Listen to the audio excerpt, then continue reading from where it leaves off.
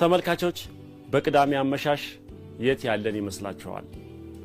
ፒያሳ ከኤንሪኮ ኬክ ቤት ወደ ሪበከንቱ ወረድ ስንል ቁልቁለቱን በስተግራ በኩል ቀይ ባህር ኮንዶሚኒየምና ሰፈር አለ። ከዛ በስተቀኝ በኩል የፒያሳውን አብዲ ነጋሽ እናገኛለን። እንዴት ነህ? ሰላም።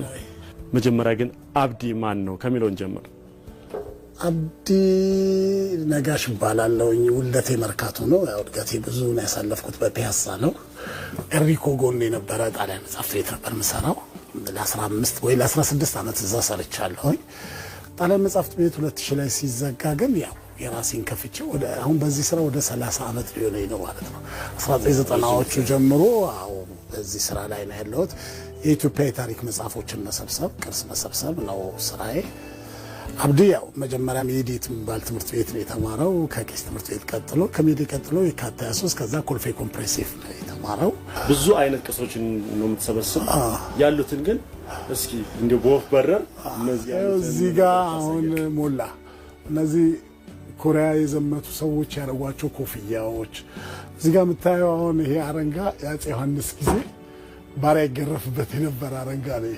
ጠፍሩ የሚያምር እነዚህ ክቡር ዘበኛ ኮፍያዎች ናቸው። የታዋቂ ሰዎች ስዕልም ሰበስባለሁ። ፎቶ እንደዚህ አሁን እቴጌ መነን እዛ ታያለህ፣ ኃይለ ሥላሴ እዚህ ጋር እንደዚህ የምታያቸው በሙሉ አሁን ይሄ የኢትዮጵያ አየር መንገድ ብርጭቆ እዚህ እንግሊዞች አስመራ እያሉ ቃኞ ስቴሽን እያሉ ቢራ ይጠጡበት የነበረ ብርጭቆ ይሄ የደርጎች ናቸው። እነዚህ ባንክ ሲመሰረት የነበሩ ይሰጡ የነበሩ ነገር ናቸው። ሌላ ስዕል ፖስት ካርድ ከ1901 ጀምሮ አለኝ። 1925 ይሄ አሁን የምታየው ጣሊያኖች የሰሩት በ1925 ያተሙት የነበረ ነው። አዎ የሙዚቃ መሳሪያ መግዛት በጣም እወዳለሁ። ክራር፣ ማሲንቆ ብቻ ሳይሆን ጊታር ምናምን የታዋቂ ሰዎች ነው። ግን ይሄው እንደምታየው ስዕል የአፈወርቅ ተክሌ እዛ የፈረንሳይ ታዋቂ ሳሊ እዚህ አፈወርቅ ተክሌ ያለ እዛ ጋር የመቆያ ኪሮስ የታዋቂ ሰዎች ናቸው። 2-3 ክፍሎች ያሉኝ እንደሱ ናቸውና ሸክላ በሁሉ ቋንቋ አለኝ። መጽሐፍ ዋናው የኔ ሆቢዬ በሱ ነው የምታውቀኝ። ይህንን የቤተ ክርስቲያን መጽሐፎች ናቸው። ኢትዮጵያ ቤተ ክርስቲያን እነዚህ ማሪሳቅ በ19 ይሄ አረጋዊ መንፈሳዊ ከ1979 ትግርኛ መጽሐፍ ቅዱስ ነው እሱ ያለ 80 አሃዱ ብዙዎቹ በመጽሐፍ ዙሪያ ጥናት የሰሩት ነጮች የሰሯቸው ራሱ ከኢትዮጵያ ኦርቶዶክስ ጋር ተያያዘ የሰሯቸው ብዙ ነገር አለኝ። እዚህ በፈረንሳይኛ የኢትዮጵያ ታሪክ ሞላ በፈረንሳይኛ አሁን ከላይ ያለው መታየው አሺሊ ራፋኤል 1876 ነው ስላቢሲኒያ የጻፈው የመጀመሪያው። እነዚህ መታያቸው በሙሉ በፈረንሳይኛ የተጻፉ የኢትዮጵያ ታሪኮች ናቸው። ከዚህ ጀምሮ በጣሊያንኛ የተጻፉ የኢትዮጵያ ታሪክ ናቸው።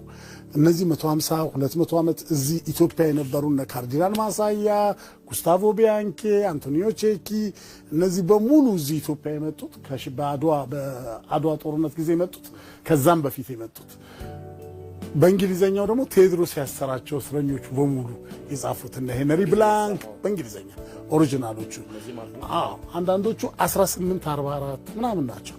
አንዳንዶቹ ዓለም ላይ 250 ኮፒ ብቻ ያላቸው አሉ። አሁን ይሄን 250 copies only in this book ይላል። ስለ ኢትዮጵያ ኦርቶዶክስ ነው።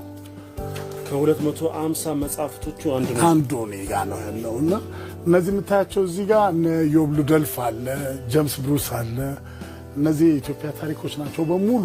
እነዚህ ያው ሸክላዎች እንደምታይ የቆዩ ናቸው።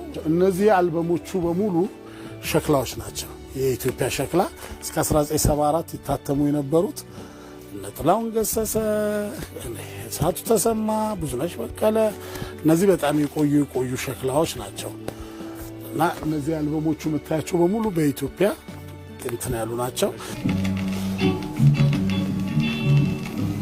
እነዚህ በሙሉ በእንግሊዘኛ የተጻፉ የኢትዮጵያ ታሪኮች ናቸው። እነዚህ ሸክላዎች ሬጌ፣ አፍሪካ፣ ዛይር፣ ታንዛኒያ ምናምን እነዚህ ደቡብ አፍሪካ የተለያዩ ሀገሮች እዚህ ጋር ደግሞ ሬጌዎች ናቸው በሙሉ። እዚህ ብሉዝ ጃዝ እያደረግን እንደዚህ እንሰበስባለን። አብዲ እንግዲህ ረጅም ጊዜ ነው የማውቅህ። ይሄ ስራ ትንሽ ኮሚትመንት የሚፈልግ ነገር ይመስለኛልና እንዴት እነዚህ ሁሉ መሰብሰብ ቻልክ? ምንድነው ያነሳሳ? ፓሽን እንዴት ሊመጣ ቻለ? መጀመሪያ የሰዎቹ እንዳልኩ ጣሊያን መጽሐፍት ቤት ስሰራ ጣሊያኖቹ ያዙኝ ነበር። እባክህ ይሄ ነገር የታናገኛለን ይሉኛል እና ብዙዎቹ ጥያቄያቸው ከኢትዮጵያ ጋር ታሪክ ጋር የተያያዙ ነገሮች ናቸው። አንድ ጎዳጄ ነበረኝ ከፍ ያለው የሚሉት ይረዳኝ ነበር። ከሱ ጋር ነበር እየሄድኩኝ እየዞርኩኝ ምናገኘው። ወደዚህ ስራ እንድገባ ያደረገኝ እነሱ ናቸው። እነሱ ለምን ይፈልጉታል ምን እንትን መጣብኝና ከዛ በእንግሊዘኛው፣ በጣሊያንኛው፣ በፈረንሳይኛው፣ በጀርመንኛም አለኝ እዚህ ጋር ያላሳየው ቀደም በጀርመንኛ እነዚህ እንደውም 200 300 ዓመት ይሞላቸው ናቸው። በጀርመንኛ በፖርቹጊዝ አለ ብዙ ቋንቋዎች የኢትዮጵያን ታሪክም አለ። አዎ ብዙ ሰዎች ባረኳቸው ኢንተርቪዎች ልክ እናንተ እንደዚህ በምታረጉት ነው። ግን ያው አሁን ጉግል ማፕ ላይ አለ። ጉግል ማፕ ላይ አብዲ ነጋሽ አንቲክ ስቶር ስትል ይመጣሉ። ታዋቂ ሰዎች ደግሞ ያው መጽሐፍ ፍለጋ ማጫወቻ ይገዙኛል። ለማየትም ጋዜጦች አሉ የ1930 ጀምሮ ጋዜጣዎች እነሱ መጽሔቶች በጣም ይቆዩ ብርሃንና ሰላም እነዚህ ድሮ የታተሙት እነሱ ለማየት ብዙ ሰው ፎቶ ከአንድ ሺህ በላይ ነው ያለኝ ኦሪጂናል ፎቶዎቹን ለማየት አዎ የክቡር ዘበኛ አባትን አያትን ማግኘት ማለት ቀላል ነው። የማንን ልትጋብዘን ትወዳለህ? አሁን የማንን ልትጋብዛቸው ትመርጣለህ? ካሉ በርካታ ሸክላዎች አንድ ዘፈንና አንድ ግን የሙላቱ እንትኑን እንስማውና ሙላቱ በሸክላ የጃዝ አባት ነው። በዛ ላይ ዓለም ያነገሰው ነው። በዚህ የሙሉ ዓለም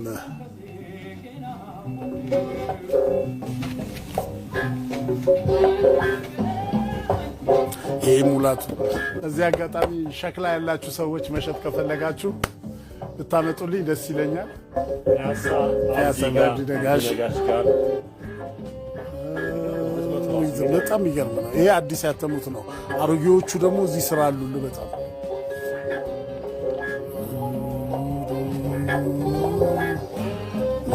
ኮሌክሽን ነው።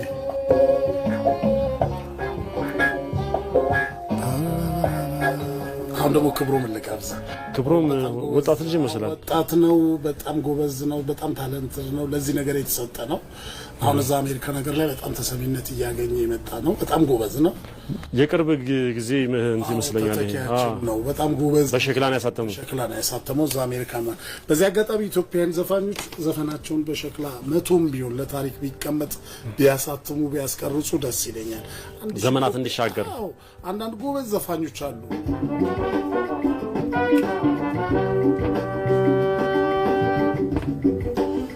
ይሄ ምርጥ ዘፋኝ ነው። አሁን ደግሞ አንድ አለማየሁ እሸቴ በሸክላ ወጣቱ ደስ ይሉና አንድ አለማየሁን እዛኛው ክፍል ከፍትልሃለሁ። መልካም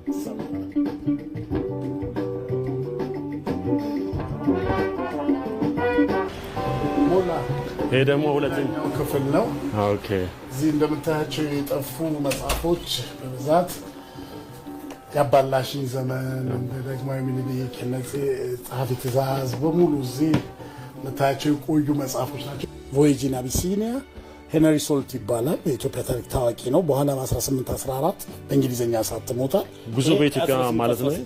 ቮዬጅ ኢን አቢሲኒያ በፈረንሳይኛ ነው። 1816 ነው በፈረንሳይኛ ኦልሬዲ 209 ዓመት። እነዚህ በሙሉ የምታያቸው 150 200 ምናምን ዓመት ይሞላቸውና እንደዚህ የንጉሱ ፎቶዎች የምታያቸው እንደ አውሮፕላን ላይ ምናምን የጠፉ ፎቶዎች ናቸው። እነዚህ ጋዜጣዎቹ 200 ዓመት 150 ዓመት ይሞላቸው ናቸው። ይሄ ቴዎድሮስ የሞተ ጊዜ የወጣ ነው። ቴዎድሮስ ሲሞት 1868 ነው። ይገርም ነው። ይሄ ጋዜጣ እሱ የሞተው ሚያዝያ አካባቢ ነው። ይሄ ሰኔ ላይ የወጣ ነው። እዚህ ጋር ደግሞ በጣም ጥንታዊ ሳራ ግዛው ሳይፈረመችበት ነው። ይሄ እንደዚህ እኔ ስለምወዳቸው ነው እንደዚህ መቀመጡ። እንደዚህ ሸክላ ማጫወቻ እንደዚህ አይነት በጣም ብዙ አለ። አልኮል ላይ ማለት የቆየች ያሉ ማለት ነው። አለማየሁ እሸቴን በሸክላ ማለት ነው።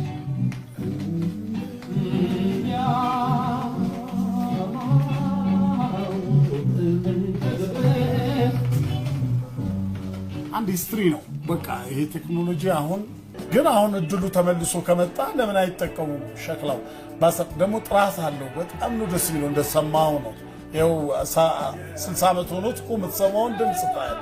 ይሄ አሁን መጀመሪያ ይሄ ሪልቴት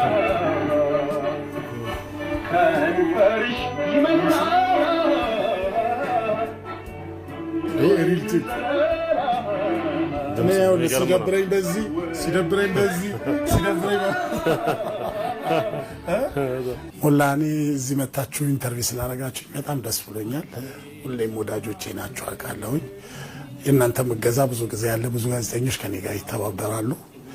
ወደፊትም ድጋፋችሁ አይለይ ነው ብለው ብዙዎቻችሁ በዚህ አጋጣሚ እንደው ይሄን ታሪካዊ ዕቃ አብዲ ጋር በወስድ ብሸጥለት አብዲ በጥሩ ዋጋ ገዛቸዋለሁኝ። ሸክላም ይሁን ምንም ቢኖራቸው ቢያመጡልኝ ማንም ጋዜጣ መጽሔት የሚድራው የሆነ ነገር ከኢትዮጵያ ጋር ተዘማጅ የሆነ ነገር የሆኑ ነገሮችን ቢያመጡልኝ ይገዛቸዋለሁኝም።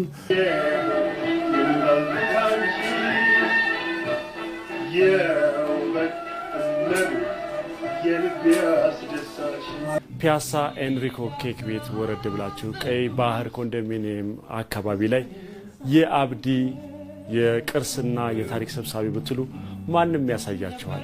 ላፍታና ለቅምሻ ያከላው እንጂ መቼም አብዲ ጋር ተመጥቶ የኢትዮጵያን ታሪክ ቅርስ፣ ጥንታዊ የሸክላ ማጫወቻዎች የሌለ የታሪክ ቅርስ የለም ብንል ማጋነን አይሆንም። እናንተም እንደተመለከታችሁት።